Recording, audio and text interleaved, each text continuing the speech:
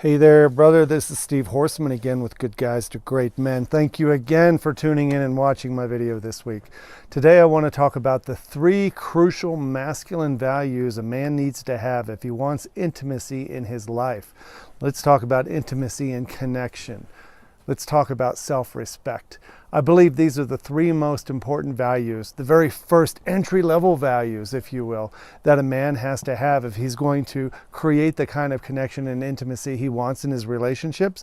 But more importantly, without these values, he can't feel any sense of self-respect. So what are they? Let's start with number 1. Let's talk about arguing.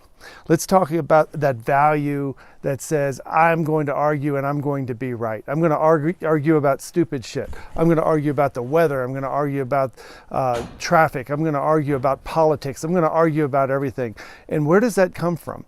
See, when we're not feeling self-respectful and we're not very attractive in an intimate relationship, it's because we're coming from a very, very small place. It's coming from that 13-year-old self where that little boy inside of us needs to be right. It needs to somehow defend our honor. So when we get into stupid arguments about stuff, we find ourselves debating, going tit for tat, trying to convince the other person. And in the case of a romantic relationship, you're trying to convince her that she's wrong and that you're right. Arguing, by its very nature, it has a lot of benefits when you're in an adult debate, right? When you're in a debate and you're having an adult, mature conversation and you're doing point counterpoint, it's useful. Yeah, great. But a lot of guys are in the habit of bringing out that younger side, the arguing over stupid stuff, because there's an inner need to be right. That inner need comes from feeling like you've been wrong or you've been accused falsely and you need to defend yourself. So that first masculine trait in masculine value is to stop arguing. I am a man who doesn't argue about stupid shit. Try that one on for the weekend. I am a man who doesn't argue about stupid shit. Number 2 is being defensive. I talked about that defensive behavior when you're arguing, but defensiveness comes from that need to prove that you're more worthy, that you're more valuable, that you're more worthwhile. And it comes from, again, that younger energy of trying to defend your honor, defend your value. And if you get accused of something stupid like, well, you put the forks in the dishwasher upside down, or you're driving too fast, or you work too much, or you're being an asshole, right? Whatever the accusation is, there's an inner boy who wants to defend that to make the other person wrong so he could feel better, because there's an inner suspicion that she might be right. And if you don't have enough self-respect about your own worthiness and your own value, then you're going to defend yourself all the time.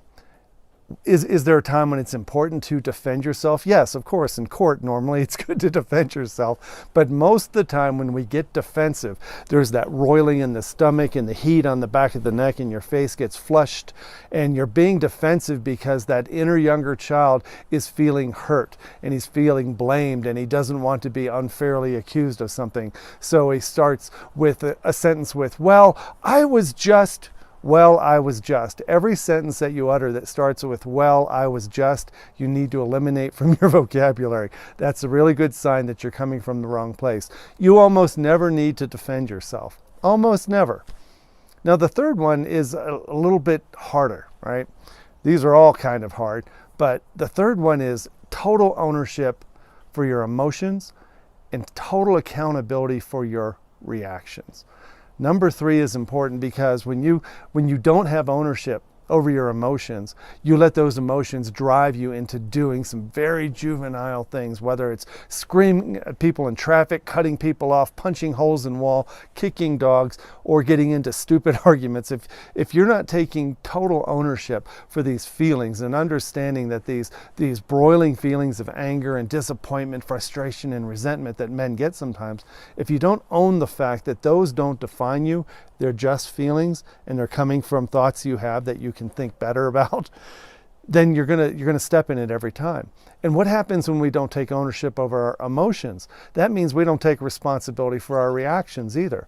Then we'll start to justify and defend and argue about why we did what we did, because since we didn't take ownership over the emotions, we didn't take any responsibility for our reaction, and now we're on our heels trying to defend and argue why we did what we did. And guess what goes out the window then? Self-respect. You have zero self-respect because you can hear yourself. You can almost see what you're doing. And even though you can see it, you don't have the fortitude to stop it and go, I can do better than this.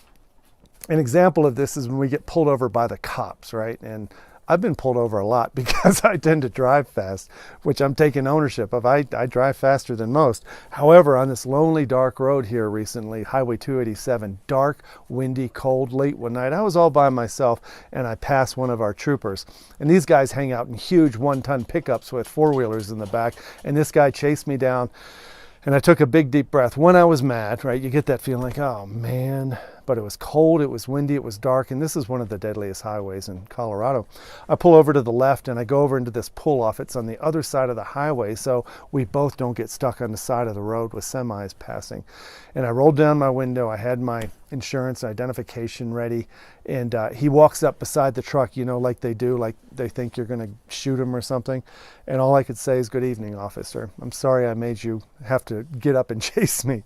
And he chuckled and he wanted to see my ID, and I was just quiet.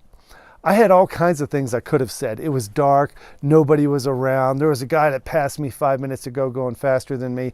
I had these big new tires that make my speedometer slower by 5 miles an hour. Nothing. I just said nothing. I just waited. He came back and he goes, well, I see you're a local boy. I'm gonna just give you a warning this time. And I said, appreciate it. But I said, I also appreciate you and your other brothers out here who do this every night, taking care of us. And I'm really sorry I had to make you chase me down.